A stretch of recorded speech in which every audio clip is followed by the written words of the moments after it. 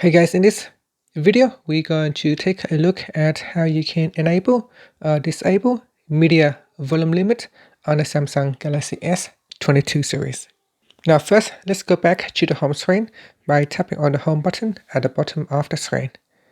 And on the home screen, swipe down at the top and tap on the settings icon. In here, go down and tap on sounds and vibration. Next, we go down and tap on volume. Then in here, tap on the option key at the top and tap on media volume limit. Now in here, tap on the on or off button. So tap on the toggle button to switch it on or off. Now once it is on, you can also adjust the custom volume limit at the bottom here. And you can also choose the pin.